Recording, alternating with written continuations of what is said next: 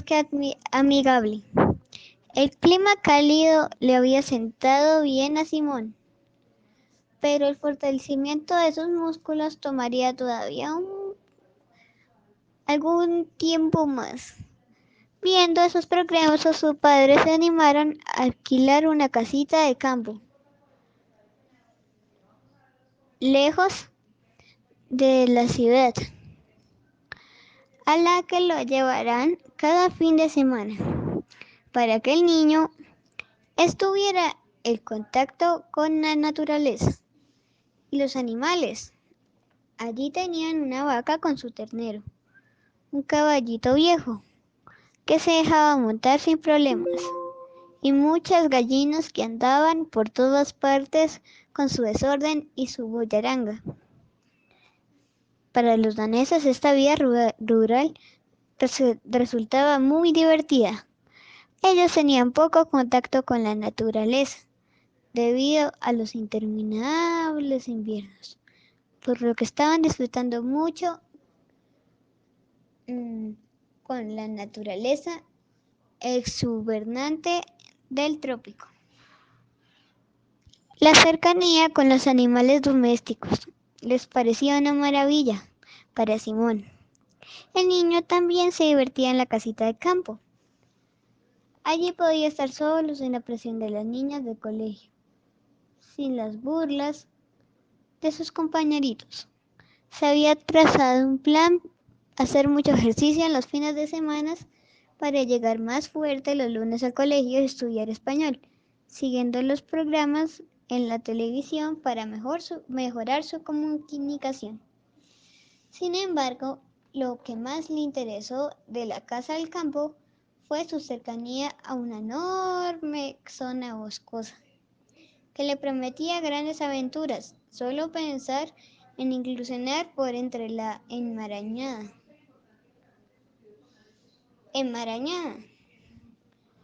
enredar, revolver algo. Naturaleza le producía una enorme excitación. Algún día iremos de excursión, Simón, le prometió su padre a la par que le advirtía. Es mejor que no intentes entrar a ese bosque tú solo. Es peligroso. Hay muchas alimañas y cañadas profundas. ¿Quién sabe hasta ahí? Una que otra culebra venenosa podría haber ahí. ¿Y tigres?, preguntó el niño con ilusión. Charles Raikal se rió con ganas, le revolvió el cabello a Simón y contestó alegre. ¿Tigres? No, pero tú ya tienes a Speedy, ¿para qué más? Pero tranquilo, que unos de estos días nos meteremos juntos a ese bosque a ver qué encontramos. Desafortunadamente, su padre era un hombre muy ocupado que no tenía tiempo para excursiones. Su trabajo lo mantenía muchos días, inclusive algunos fines de semana fuera de casa, porque tenía que viajar a otros países de Sudamérica. Así que Simón tenía que resignarse a hacer pequeñísimas incursiones a los lugares más cercanos del bosque, a donde lo invitaba su amigo Speedy, para que juntos encontraran los rastros de algún tigrillo, oso o aunque fuera un pequeñillo armadillo. Los bosques de esta zona del país son húmedos y densos. Su vegetación crece como una enmarañada red de múltiples especies. Los árboles gigantescos dejan encaramar por sus ramas bejucos, planta sarmentosa y trepadura propia de regiones tropicales, helechos y una variedad de plantas parásitas que lo invaden, compitiendo por cada pedacito de luz. En esta telaraña vegetal viven también miles de especies animales, desde pájaros hasta reptiles, muy diversos de colores y variedades. El bosque, visto desde la casita del campo, parecía inofensivo, pero adentrarse de él sin la compañía de una guía experimentada tenía sus riesgos. El principal peligro consistía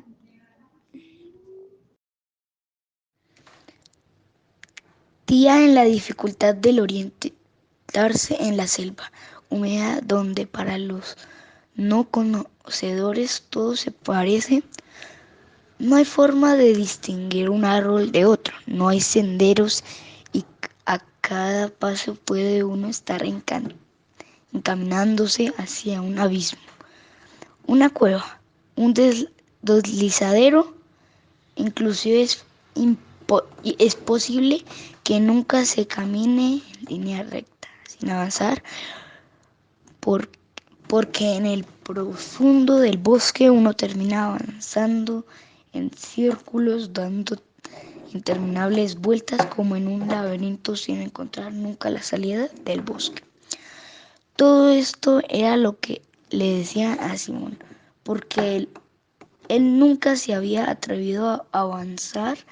Seguía juicioso las recomendaciones de su padre, esperando el día en que emprendieran la excursión tan prometida. Pero ese bosque lo seguía atrayendo como un imán que jalona, y por eso decidió leer todo lo que pudo sobre las selvas del trópico. Un libro en especial lo cautivó. Se le recomendaron en la biblioteca del colegio y un fin de semana lo, lo leyó con pasión hasta la última línea. Cuando descubrió que la selva se había tragado a su protagonista, un tal Arturo Coban. Hasta entonces Simón solo había leído historias de vikingos, hombres poderosos que enfrentaban las olas rabiosas de los mares nórdicos, y no creía que las selvas se pudieran tragar la gente. Eso era lo que hacían los monstruos marinos de las historias de su lejana Dinamarca. Pero los árboles no, o por lo menos él no lo creía posible. Entonces investigó más sobre los bichos de la selva, tan distintos a los monstruos de los mares. Encontró que la selva está plagada de alimañas. En el bosque húmedos de Colombia hay que estar preparado a cada paso para reconocer si debajo de una hoja hay una serpiente venenosa que nos quitará la vida en pocas horas. En medio de espantosos sufrimientos, leyó con una mezcla de interés y miedo sobre la llamada talla X, una culebra nocturna poseedora de un veneno letal que se confunde con la hojarasca del suelo. También se enteró que existe en las selvas del Pacífico ranas pequeñitas de colores brillantes muy venenosas, tarántulas peludas, alacranes negros y unos enemigos más simples, los zancudos, pero tan peligrosos como los grandes animales, porque en los anocheceres pueden llegar a enloquecer con sus picadas a quien se atreve a enfrentarlos en la selva.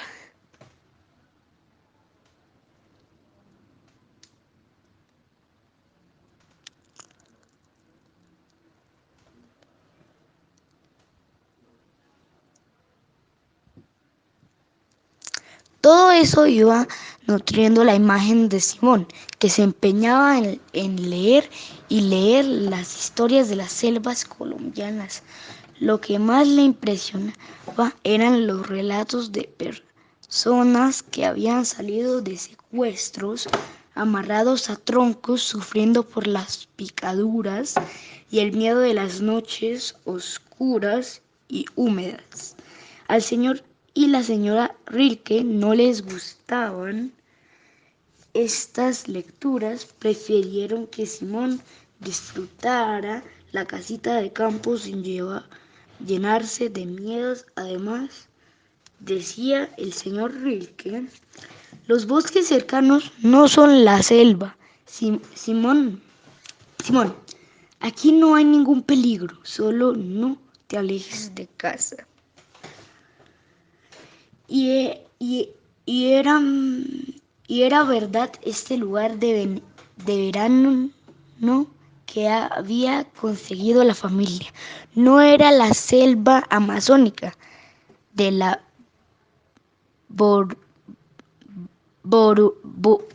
Borugueya.